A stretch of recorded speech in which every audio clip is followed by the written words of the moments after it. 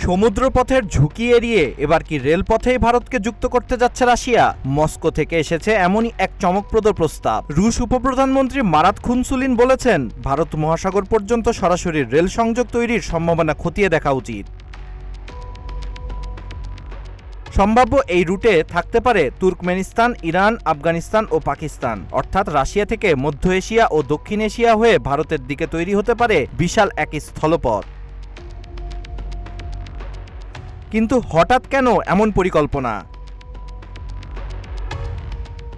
Bosphorus থেকে Hormuz, বিশ্ব বাণিজ্যের গুরুত্বপূর্ণ সমুদ্রপথগুলো ভূরাজনৈতিক উত্তেজনায় বারবার ঝুঁকির মুখে পড়ছে। তাই সমুদ্রপথের উপর নির্ভরতা কমিয়ে বিকল্প স্থলপথ তৈরির দিকে নজর দিচ্ছে মস্কো।